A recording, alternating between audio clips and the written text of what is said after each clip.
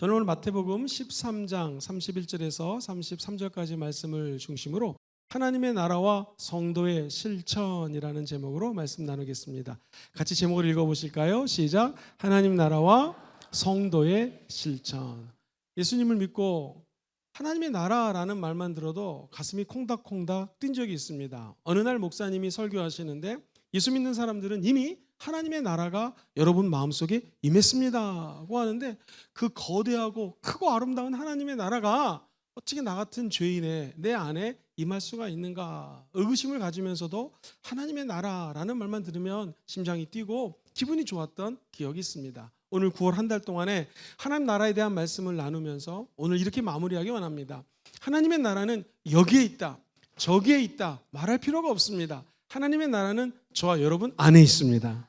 하나님의 나라는 아주 작은 것으로부터 시작이 됩니다. 주님께서 하나님의 나라를 이렇게 설명하십니다. 얘야, 하나님의 나라는 지금 한 농부가 겨자씨는 다른 씨보다 굉장히 작습니다. 그 작은 겨자씨 하나를 갖다가 자기 밭에다가 정성스럽게 심은 거랑 똑같다. 이 작은 겨자씨가 땅 안에 들어가서 답답하지만 어렵지만 물이 쏟아집니다. 아마 겨자씨는 이렇게 얘기할 겁니다. 아이고 추워. 햇빛이 쨍쨍 찝니다. 아이 더워. 그러다가 계속 물이 떨어지니까 몸이 붓습니다. 어느 날 야 내가 죽나 보다 하면서 웜에 나 죽어. 그런데 죽은 게 아니라 색싹이 싹이 돋아납니다. 점점 자라서 나무가 됩니다. 그 나무가 됐을 때 새들이 와서 나무 위에 안식과 쉼을 가질 수 있는 거대한 나무로 자라는 것처럼 하나님의 나라는 작은 겨자씨와 같다고 얘기합니다. 사람들이 이해를 잘 못하니까 우리 주님께서 또 예를 듭니다.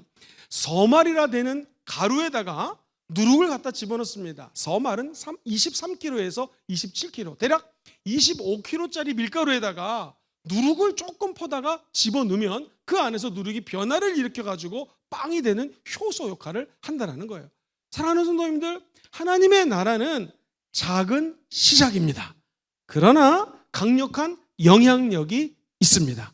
하나님의 나라는 작은 것부터 시작됩니다. 시작. 하나님 나라는 작은 것부터 시작이 됩니다. 우리 예수님의 사역도 아주 작은 곳에서 시작됩니다.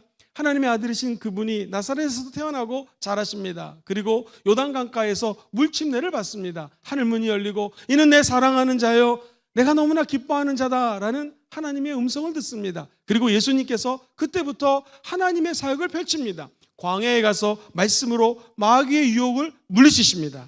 그리고 우리 인간들에게 처음으로 메시지를 던진 것이 무엇인가? 회개하라, 천국이 가까웠느니라. 한번 따라해 볼까요? 회개하겠습니다. 천국이 내 안에 있습니다. 작은 우리들이 하나님 나의 죄를 용서해 주시옵소서라고 한 사람 한 사람들이 회개할 때 하나님의 나라가 임한다라는 것입니다. 하나님의 나라는 크고 웅장한 나라지만 작은 것으로부터 시작이 됩니다. 다윗은 8명의 형제 중에 막내입니다. 아무도 그를 예의주시해서 보지 않습니다. 외모나 키나 학식이나 형들이 더 뛰어났습니다. 그러나 사무엘 선지자에게 하나님께서 감동을 줍니다. 막내 다윗에게 기름을 붓습니다. 사람은 외모를 보지만 하나님은 마음의 중심을 보십니다. 가장 작은 다윗의 마음의 중심 안에 하나님이 있는 것을 보고 하나님은 다윗을 사용하여서 왕의 길을 열어주십니다. 사랑하는 성도님들, 지금 여기 거인이 있습니다. 얼마나 큰지 고대 근동의 자료에 의하면 거의 2m 50에서 3m나 되는 거인입니다. 한 번도 싸움에서 진 적이 없는 이 골리앗이라고 하는 거대한 장군을 누가 이겼습니까? 다윗이라고 하는 꼬마 작은 소년이 골리앗과 싸워 승리합니다. 미사일을 쏴야 되고 총으로 쏴서 죽이는 것이 아니라 물맷돌 5개, 적은 돌멩이 5개를 가지고 그가 늘 하던 것처럼 야훼 하나님의 이름 앞에 그 물맷돌을 던지자 거대한 거인이 쓰러지는 것이죠. 그 싸움 이후에 다윗은 또 하나님의 은혜 가운데 진짜 왕의 길을 열리는 체험을 하게 되는 것이죠. 하나님은 작은 것을 사용하십니다. 오늘 이곳에 계신 분 가운데 목사님 나는 너무너무나 미천한 사람입니다. 작은 사람입니다. 나이도 많습니다. 그때 하나님이 저와 여러분을 사용하십니다. 하나님의 나라는 작은 것을 통하여 큰 열매를 맺습니다. 한 여인이 있었습니다. 분인나라고 하는 여인이 너는 아기를 못 낳지 나는 아들을 낳았다라고 자랑을 합니다. 이 여인이 너무나 마음이 속상했습니다. 하나님의 전에 나와 여러분처럼 기도하기 시작합니다. 주님, 막 기도를 하는데 제사장이 보니까 술 먹은 것 같아요. 얼마나 큰 소리로 부르짖어서 막 미친 사람처럼 기도하느니 여기는 술 먹는 데가 아니라고, 왜 이렇게 술을 먹고 기도하냐고. 제사장님, 제 말을 들어보세요. 분인나라고 하는 사람이 내 남편의 아기를 낳았다고 늘 자랑합니다. 난 아들이 없어요. 그때 주의 종이 얘기합니다. 작은 메시지입니다. 너 내년 이맘때 아들이 생길 테니까 믿음으로 집에 가라. 그때 이 여인은 그 작은 말 한마디에 아멘으로 화답합니다. 그리고 이 여인이 집에 와서 믿음으로 나아갈 때 정말 떡두꺼비 같은 아기가 태어납니다. 그 아들의 이름이 사시입니다. 성이 사시입니다. 삼위자 아닙니다. 누굽니까? 사무엘이라고 하는 하나님의 사람이 태어나게 되고요. 그는 민족을 이끄는 지도자가 되는 것이죠. 오늘 우리 작은 믿음을 가지고 하나님께 기도할 때 단 한마디라도 주의 세밀한 음성을 듣게 되면 아멘 하시기를 주의 이름으로 축원드립니다. 그러면 눈에 보이지 않지만 하나님의 나라의 겨자씨가 심어지는 것이고요. 아들이 태어나는 것처럼 우리 마음속에 잉태된 믿음과 꿈이 어느 날 정말 하나님의 나라의 영광스러운 모습으로 거듭나게 될 것입니다. 태어나게 될 것입니다. 눈에 가시화되는 역사가 나타나게 될 줄 믿습니다. 엘리야라고 하는 선지자가 이 성경에 보면은요, 하나님의 임재를 찾아다니는 자리에 갔습니다. 그랬더니 성경에 열왕기상 19장 11절 이하에 하나님을 만나는 장소에 갑자기 큰 바람이 불어옵니다. 바람이 지나고 난 다음에 하나님이 있을까 했는데 거기에 하나님이 없었습니다.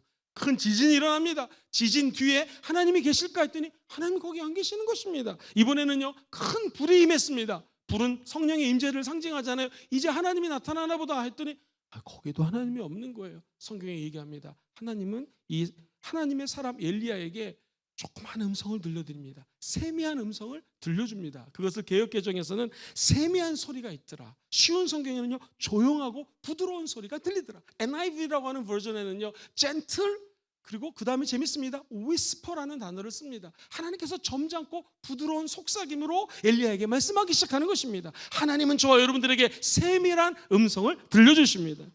뉴 킹 제임스 버전을 보니까요, still 여전히 조용하시면서도 우리 하나님께서 small voice, 작은 세미한 소리로 말씀해 주시는 것입니다. 하나님의 나라는 작은 소리, 세미하지만 내 영혼 깊은 곳에서 말씀하시는 그 메시지를 따라갈 때 그곳에 하나님의 나라가 임하는 것입니다.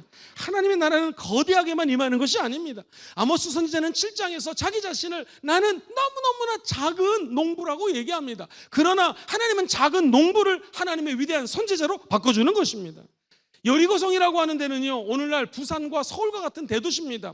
거기에 기생 라합이라고 하는 사람은 존재가 없습니다. 너무 작은 사람입니다. 직업도 비천합니다. 그러나 이 여인이 하나님이 홍해를 가르셨더라, 이스라엘 백성들을 출애굽시키셨더라, 그리고 하나님께서는 메추라기를 보내주시고 만나를 보내주시고 먹여 살리더라 라는 메시지를 들었습니다. 믿음은 들으면서 납니다. 이 여인이 집에 갑자기 정탐꾼이 다가옵니다. 이 작은 여인이 정탐꾼을 숨겨주게 되죠. 나중에 우리가 아는 것처럼 이 여인의 믿음 때문에 온 집안이 구원을 받게 됩니다. 저와 여러분의 작은 믿음이 집안을 살리는 것입니다. 그리고 나아가 이 여인은 예수님의 족보에 그 이름이 올라가는 기적을 잉태하게 되는 것이죠.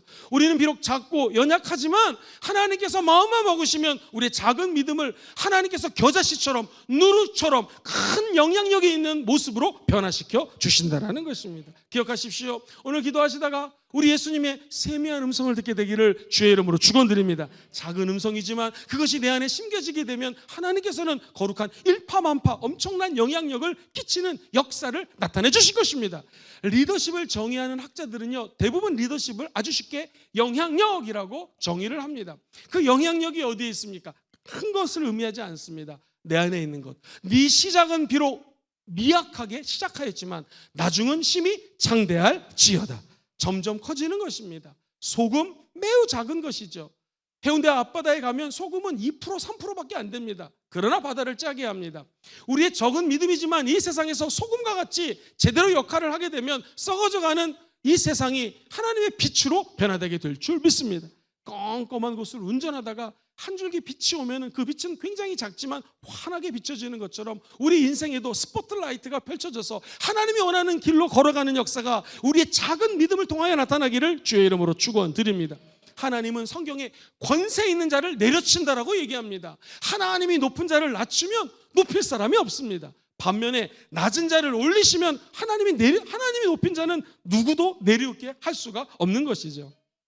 성경에 보니 하나님께서는 세상에 미련한 것을 택해서 나는 지혜가 많아요, 공부를 많이 해요, 이런 사람들을 부끄럽게 한다고 얘기합니다. 하나님은 약한 자를 택해서 강한 자를 부끄럽게 합니다. 하나님은 미천한 자, 세상에 불쌍한 자, 천한 자, 멸시받는 자들을 택했어서 하나님은 모든 이름에 뛰어나신 예수를 증거하게 한다라는 것이죠. 내가 너무나 작습니다, 가진 것이 없습니다. 하나님은 그때 하나님의 나라를 여러분 마음속에 세워주시는 것입니다.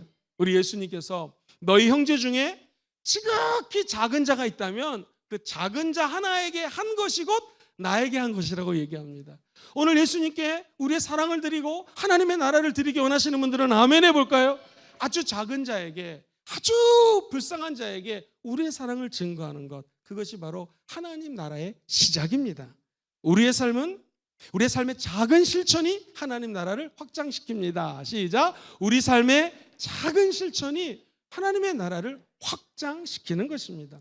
이 비유들은요, 하나님 나라뿐만 아니라 우리 인생에도 그대로 적용이 됩니다.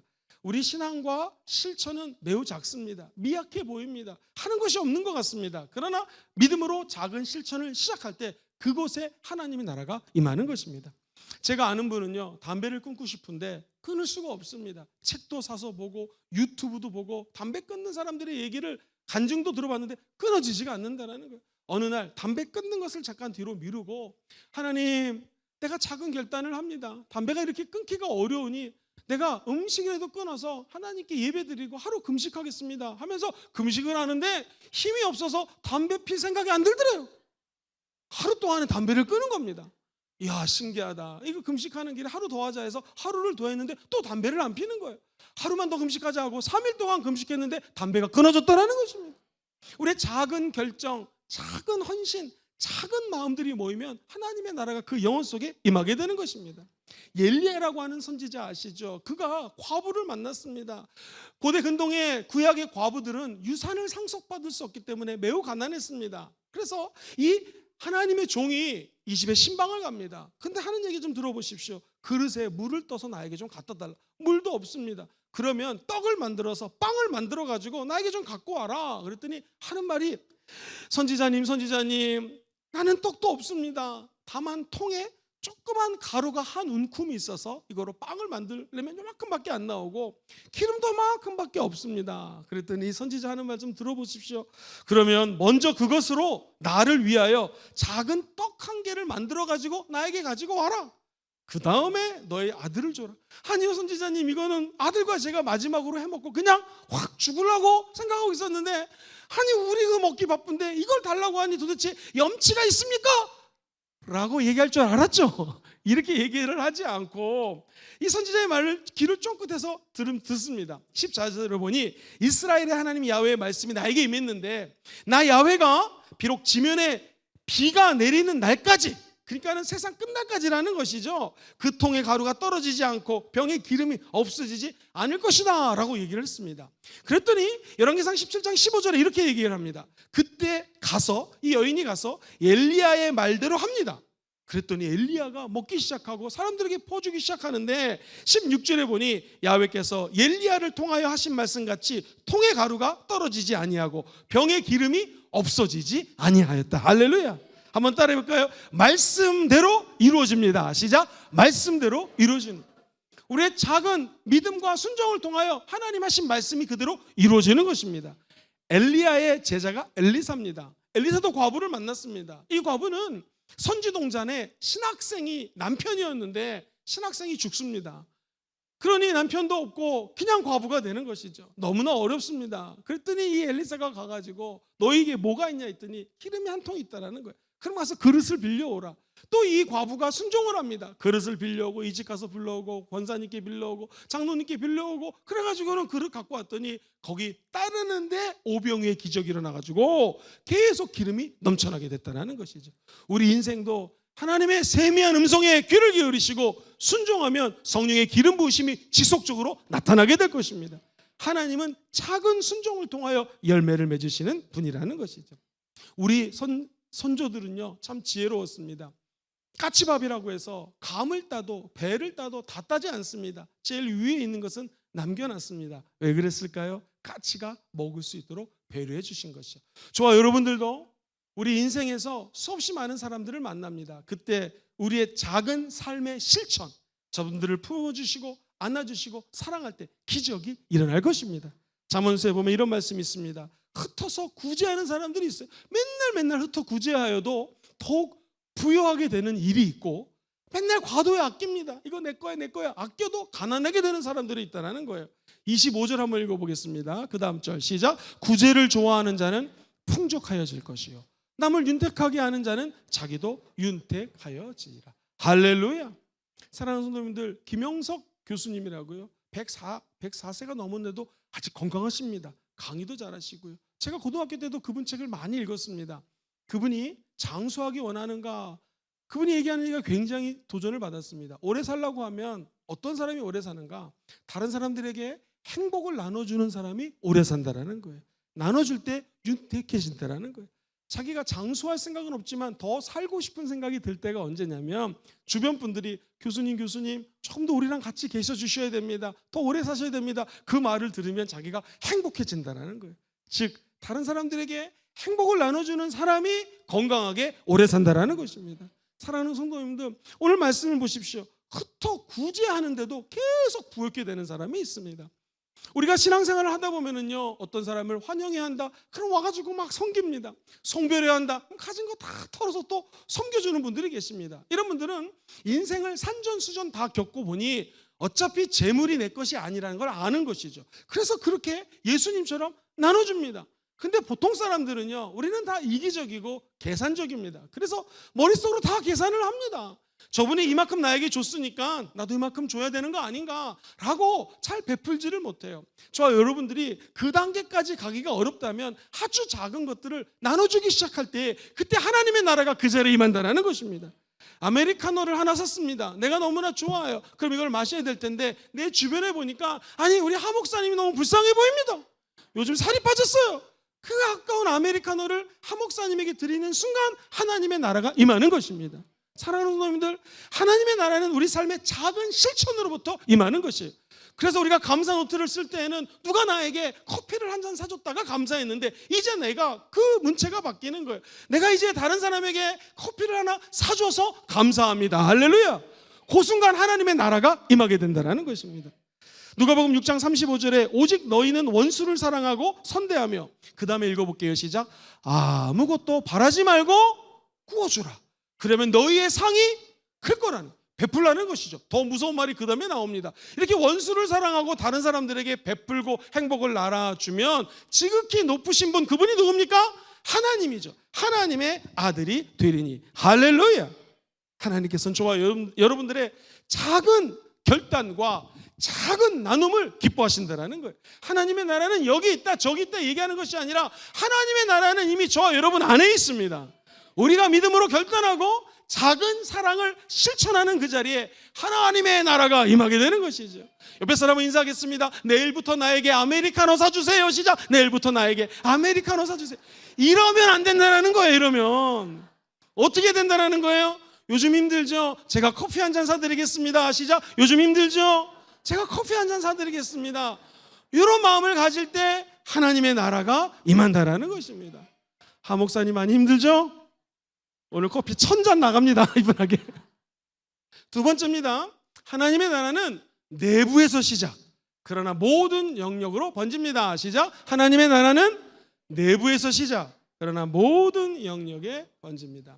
성경에 보면은 우리 예수님이 마지막 부활 승천하시면서 제자들에게 말씀하십니다. 그럼 주님의 나라가 임할 때가 도대체 이때입니까? 그랬더니 정치적인 나라, 군사적인 나라, 하나님의 아들 예수가 메시아가 와서 너희를 자유케 하는 날, 그날과 그 시는 아버지께 달렸으니 너희들은 예루살렘을 떠나지 말고 오직 아버지의 약속하신 것, 그게 누구십니까?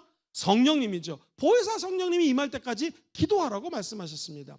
그러면서 우리 주님께서 친히 말씀하시기를, 오직 성령이 너에게 임하시면 너희가 권능을 받고 예루살렘과 유대와 사마리아 땅끝까지 이르러 증인된다는 거예요. 성령님은 눈에 보이지 않습니다.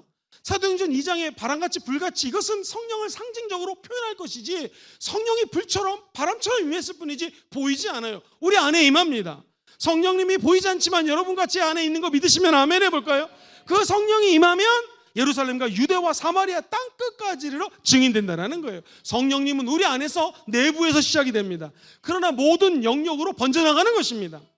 한 알의 작은 씨앗이 땅에 심길 때 땅 안에 내부에 심습니다. 하나님의 나라는 안에서부터 시작이 되는 것입니다. 누룩을 갖다가 25kg 되는 밀가루 포대에다가 안에 집어넣어야 됩니다.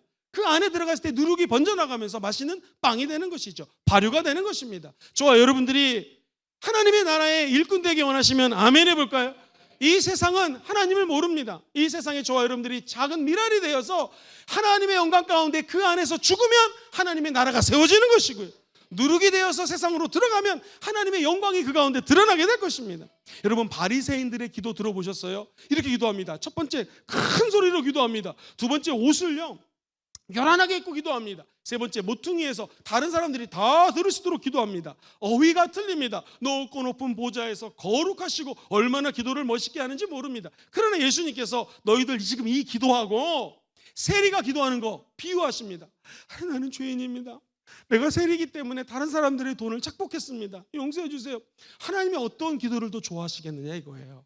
하나님은 표면적이고 외면적이고 이런 기도를 원하시는 게 아니라 우리 안에서 드려지는 기도를 들으신다는 것입니다. 내 안에 죄가 있습니다. 내가 연약합니다. 내면의 기도를 들으신 하나님께서 오늘 이 자리에 임재해 계십니다. 하나님의 나라도 우리 마음속에서 내면에서 시작이 됩니다. 그래서 성경에 보면은 마음이 가난한 자는 복이 있나니 심령이 가난한 자는 복이 있나니 하나님의 나라가 너희들 것이라고 얘기합니다. 성경에 보면 마음이 정결한 자, 내 마음이 깨끗해서 죄인입니다, 나는 부족합니다, 그때 정결해지지 않습니까? 그런 자에게는 복이 있나니 하나님께서 그들을 통하여 놀라운 역사와 축복이 나타나는데 그들이 하나님을 볼 것이요. 예수님 때문에 핍박을 당하고 어려움을 당하는 자, 울면서 주님 전도하는 게 이렇게 어렵습니다, 나도 예수 믿기 전에는 저런 모습이었습니다 하고 의를 위하여 핍박받는 자는 복이 있나니 그들이 하나님의 나라가 그들의 것이라고 말씀하십니다. 요즘 전도하시면서 힘든 분 계십니까? 하나님은 우리 마음속에서 역사하십니다. 성경에 보니 예레미야 24장 7절에 내가 야훼인 줄 아는 마음, 저와 여러분들이 하나님을 믿었다는 것은 하나님이 야훼 하나님인 것을 아는 마음을 우리들에게 부어주신 거예요. 그래서 우리 마음속에 전심으로 하나님께 돌아갈 수 있는 마음이 생긴 거고요, 하나님의 백성이 되었습니다. 할렐루야. 그리고 하나님 말씀하십니다. 나는 너희의 하나님이 되었다. 할렐루야. 결국 우리의 마음입니다. 우리의 마음이 보이지 않지만 우리 안에서 하나님의 나라가 발효가 되고 자라나고 성장한다는 것입니다. 에스겔서 36장을 보면 내가 너희들에게 새 영을 어디에 두었어요? 너희 속에 뒀다라는 거예요. 하나님의 영은 우리 안에서 역사하십니다. 새 마음은 눈에 보이지 않지만 우리 안에 역사하시는 거예요. 우리 육신에서 굳은 마음을 제거해 주시고 무슨 마음을 줘요? 부드러운 마음을 준다는 거예요. 제가 요즘 책을 읽고 있는데 책 내용이 뭐냐면 치유와 기도예요. 내용인즉 우리 마음속에 암이 있습니다. 그러니까 우리가 몸에 암이 있다고 가정해 보세요. 그럼 이제 수술을 하게 되었습니다. 그때 어떻게 기도를 해야 되냐면 이 육신의 질병 암이 마음의 상처와 결합이 되지 않도록 주님이 역사해 주세요. 무슨 말이냐면 육신은 질병에 걸릴 수가 있습니다. 근데 이 육체의 질병이 내 마음속에 깊이 내재되어 있는 상처랑 결합이 되면 그거는 끝난다는 거예요. 다시 말해서 육신의 질병이 치료되고 이것이 내 안에 들어오지 않아서 내 안을 점령하지 않을 수 있는 하나님의 빛이 내 안에서 뿜어져 나오게 도와주시옵소서 라고 기도를 하면 암도 떠나가게 된다는 것입니다. 사랑하는 성도님들, 치유도 내 안에서 일어나는 것입니다. 성령이 내 안에서 역사하시고 내 안에 깊은 상처와 우리가 갖고 있는 질병이 만나지 않으면 주님이 그 자리에서 역사해 주시고요, 귀신을 쫓아내 주시는 것이고 병을 치료해 주시는 것입니다. 비전 똑같습니다. 비전은 여기 있다 저기 있다 눈에 보이는 곳에서 와 어마어마하다라고 비전이 임하는 것이 아니라 하나님의 영이 내 안에 임해서 하나님의 영이 우리 안에서 비전을 주기 시작하는 것입니다. 그때 하나님의 비전이 시작되고 하나님의 열매를 맺게 되는 것이죠. 누구든지 예수 그리스도 안에 있으면 새로운 피조물이라, 이전 것은 지나갔으니 보라 새 것이 되었다. 예수 안에 들어가는 자들은요, 외적인 것보다도 내면적인 변화가 있어야 된다는 거예요. 육체, 겉사람은 후패하지만 늙고 병들고 나중에는 천국 가게 될 수 있겠지만 저와 여러분들의 속사람은 날마다 새로워져야 되는 것입니다. 그때 우리는 하나님의 나라를 체험할 수 있는 것이죠. 그래서 골로새서 1장에 보면은 하나님의 은혜를 깨달은 날부터, 언제부터? 하나님의 은혜를 깨달은 날부터 너희 중에서 온 천하의 열매를 맺게 될지어다. 은혜가 내 안에 들어오면 열매가 된다는 것입니다. 성경에 보면은 영적인 아버지에 대해서 설명하고 영적인 청년들에 대해서 설명하고 영적인 자녀들에서 이야기를 합니다. 영적인 아비는 어떤 사람이냐면 성경에 아비들아 내가 너에게 이 글을 쓰는 목적은 너희가 태초에부터 계신 이를 알았다. 태초에 계신 분은 누구십니까? 하나님이죠. 하나님을 오래전부터 알고 그분과 교제하고 친밀감이 있다 보니까 첫째, 하나님이 아비들에게는요 지혜를 부어주시는 것입니다. 하나님께서는 영적인 아버지들에게 계시를 부어주시고 하나님께서는 놀라운 통찰력을 보여주시는 것입니다. 그런 자들을 우리는 영적인 아버지라고 얘기를 합니다. 청년은 누구냐? 청년은요 힘이 세니까요 마귀랑 싸워 이깁니다. 죄와 싸워 이깁니다. 그런데 이게 어떻게 이기는지 방법이 나와 있어요. 계속 읽어보면 청년들아 내가 너에게 쓰는 것은 너희가 악한 자라고 하는 것은 뭐냐면 내가 너에게 악한 자를 이겼다고 얘기합니다. 맨 밑에 줄 보면 너희가 악한 자를 이겼다. 악한 자가 바로 이 귀신입니다. 죄입니다. 사탄입니다. 어떻게 이길 수 있을 것인가? 14절 같이 읽어보겠습니다. 아이들아 내가 너희에게 쓴 것은 너희가 아버지를 알았으며 아비들아 내가 너희에게 쓴 것은 너희가 태초부터 계시니 하나님을 알았으며 청년들아 내가 너희에게 쓴 것은 너희가 강하고 그 다음에 뭐예요? 하나님의 말씀이 어디에? 너희 안에 거하시며 너희가 흉악한 자를 이겼느니라. 하나님의 말씀이 우리 안에 거하면 우리는 마귀와 싸워 이길 수가 있는 것입니다. 이번에 오순절 성령 비전 캠프에 하나님의 영광과 말씀이 임해서 우리 모든 참가자들이 하나님의 청년이 될지어다. 나이랑 상관이 없습니다. 마귀와 싸워 이길 수 있고 죄와 싸우되 피 흘리기가 같이 싸워 이길 수 있는 것은 우리 내면에 하나님의 말씀이 거하면 이런 기적이 일어난다는 거예요. 그럼 영적으로 어린아이들은 누구냐? 어린아이들은 이기적입니다. 내꺼 이제 막 예수를 믿은 초신자예요. 우리의 바람은 이 초신자들이 오성캠프 같은 것을 통하여 하나님의 영적인 군사가 되고 청년이 될지어다. 이제 이 청년들은요 하나님 말씀과 하나님의 임재와 기도 가운데 하나님을 점점 알아가고 지혜가 자라가고 키가 자라가고 통찰력이 자라가서 영적인 아비들이 되시기를 주의 이름으로 축원드립니다. 그래서 우리의 믿음이 점점 자라난다는 것이죠. 사랑하는 성도님들, 이 믿음의 성장은 우리 내면에서부터 시작됩니다. 하나님의 나라는 안에서부터 이루어집니다. 두 번째입니다. 우리의 실천과 순종이 하나님의 나라를 이룹니다. 시작. 우리의 실천과 순종이 하나님의 나라를 이룹니다. 마태복음 7장에 보면 놀라운 말이 나와요. 목사님이 우리는 주여 한 번 부르거나 주여 3창은 하는데 주여 2창은 안 합니까? 어떤 분이 질문을 했습니다. 제가 답을 찾아드렸습니다. 나더러 주여 하는 자마다 천국에 들어갈 것이 아니오. 주여 2창 하면 천국에 못 간다고 얘기를 합니다. 하나님 나라에 들어가기 원하시면 아멘 해볼까요? 누가 이제 농담으로 한 거고요. 주여 하는 자들, 말로만 주여 한다고 천국에 가는 것이 아니라 다만 하늘에 계신 내 아버지의 뜻대로 행하는 자들이 천국에 간다는 거죠. 예수님의 기도를 보십시오. 예수님은요 십자가에서 죽는 것이 너무나 고통스러웠습니다. 그래서 주의 뜻이거든 이 잔을 내게서 지나가게 하소서. 십자가에서 죽기 싫다는 말씀입니다. 너무 고통스러워요. 그러나 우리 주님의 기도는 바뀝니다. 주여 내 뜻대로 마시고 아버지 뜻대로 하소서.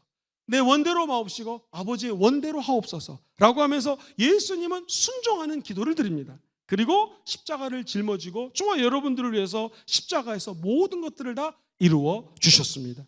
우리도 순종하면 하나님의 나라가 그 자리에 임하는 것입니다. 순종은 무엇인가? 죽는 것입니다. 순종이라고 하는 것은요 한 알의 밀알이 땅에 떨어져 죽으면 열매를 맺는 것입니다. 겨자씨가 땅에 떨어져 죽어야지 그게 자라게 되고 나무가 되고 새가 와서 깃들고 사람들이 쉴 수 있는 안식터가 되는 것입니다. 누룩이 이 세상에 들어가서 죽을 때 부풀어지게 되는 것이죠. 사랑하는 성도님들, 순종은 죽는 것입니다. 우리 성경에 보면 이런 말씀이 나와요. 요한복음 12장 24절에 내가 진실로 너에게 이르노니 한 알의 밀이 땅에 떨어져 죽지 아니하면 한 알 그대로 있고 죽으면 어떻게 돼요? 많은 열매를 맺습니다. 또 승리하기 원하니 여호수아야 여기 여리고성을 좀 매일매일 돌아라. 마지막 날은 7번 돌고 와 함성을 질러라. 이거 순종하기가 쉽습니까? 그래도 내가 죽으면 주의 세밀한 음성에 순종하게 되었습니다. 실제로 순종하자. 마지막 날 그 난공불락에 미사일로도 쓰러뜨릴 수 없는 그 성이 무너지게 되어 있습니다. 여러분 안타깝게 하고 여러분을 소유하려고 하고 악의 길로 이끄는 모든 나쁜 습관들이 하나님의 말씀 앞에 순종할 때 무너져 내릴지어다. 아니 병이 있는데요, 낙동강에 가가지고 7번 몸을 담그면 낫는다? 이게 순종이 가능합니까? 그러나 세미한 음성에 믿음으로 내가 죽고 말씀이 살면 순종하게 되어 있습니다. 특별히 어린 종의, 여자 종의 이야기를 듣고 순종해서 간 것입니다. 그리고 옆에 같이 갔던 사람이 한번 그래도 여기까지 왔으니까 물속에 빠져보자고 권유합니다. 여러분 믿음의 친구를 만드시게 되기를 주의 이름으로 축원드립니다. 믿음은 들음에서 납니다. 주변에 믿음을 얘기하는 자들이 많이 있을수록 우리의 믿음이 자라나게 되는 것이고 하나님의 나라가 임하게 되는 것이에요. 이 환자는 다른 나라에서 리더입니다. 자기를 이렇게 대접해라고 화가 날 수 있지만 죽게 됩니다. 자기 마음이 죽자, 내면이 죽자 몸이 풍덩풍덩 7번 빠지죠. 그때 치유되는 기적이 일어났습니다. 주의 세밀한 음성이 들리거든 순종하시기를 주의 이름으로 축원드립니다. 여러분 주님 안에 살기 원하시면 아멘 해볼까요? 주님 안에 산다고 하는 자는 그가 행한 대로 자기도 행할지어다. 결국에는요, 예수를 믿는다라고 하는 것은 내가 죽는 것입니다. 이 예배가 왜 중요한가? 사랑하는 성도님들, 요한복음 4장에 우리 예수님께서 한 여인을 만나서 이렇게 얘기합니다. 사람은 누구냐? 하나님의 사람은 누군가? 하나님은 지금 하나님의 사람을 찾고 계십니다. 하나님의 사람은 어떤 사람인가? 하나님께 영과 진리로 예배하는 사람입니다. 성령은 눈에 보이지 않습니다. 그러나 성령을 의지하여 예배드리는 자를 주님 찾고 계십니다. 하나님의 영, 진리신 예수 그리스도를 붙들고 예배드리는 자를 주님이 찾고 있다는 것입니다. 내가 그럼 어떻게 성령과 진리 되신 예수님으로 예배드릴 수 있을 것인가? 로마서를 쓴 바울은 그 비밀을 알았기 때문에 12장 1절로 2절에 너희는 이 세상의 패턴을 따르지 말고 오직 마음을 새롭게 함으로 변화를 받아서, 마음이 변화되어야 돼요. 우리 내면이 변화되어야 될 줄 믿습니다. 그때 하나님의 선하시고 기뻐하시고 온전한 뜻이 무엇인가를 분별하게 됩니다. 그러면서 하나님이 제일 기뻐하는 게 무엇인가? 너희의 몸을 하나님이 기뻐하는 산 제물로 드리라는 것입니다. 제물은 죽음입니다. 저와 여러분을 죽여서 하나님께 제물로 드리라는 것입니다. 그것을 하나님께서 기뻐한다는 거예요. 이것이 바로 너희가 드릴 영적 예배라는 것입니다.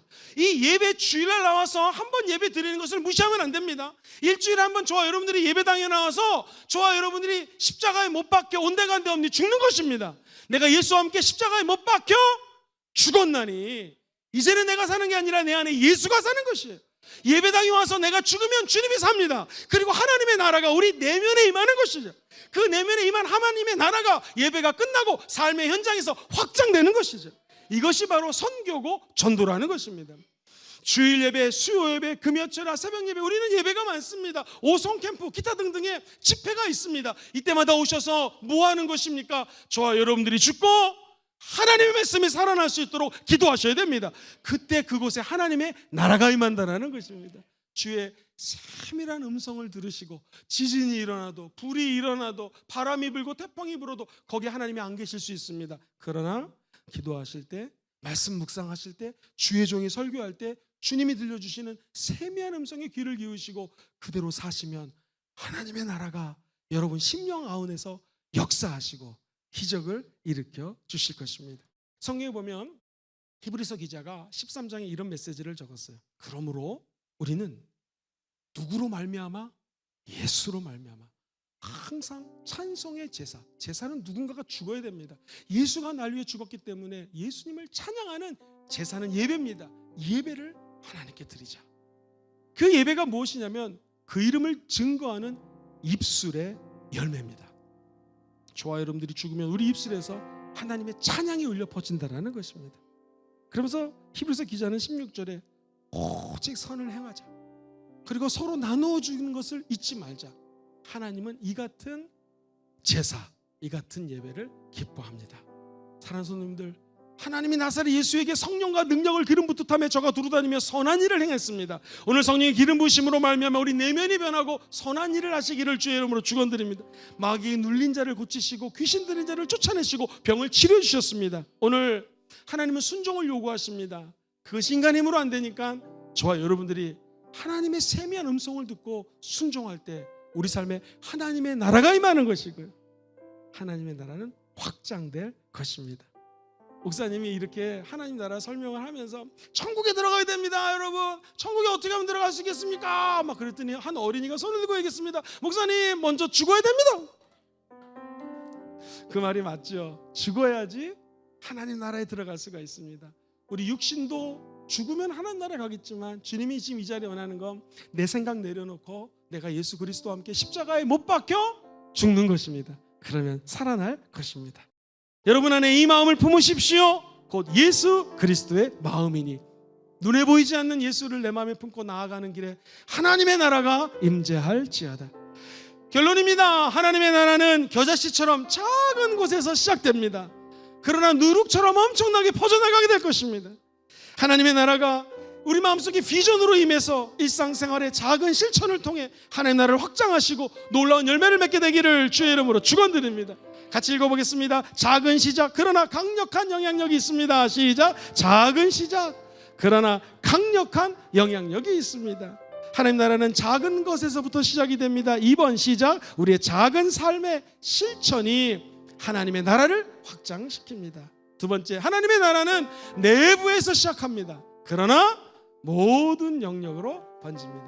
작은 1번 같이 읽어볼까요? 시작 하나님의 나라는 안에서부터 시작이 됩니다. 두 번째 시작 우리의 실천과 순종이 하나님의 나라를 이룹니다. 할렐루야.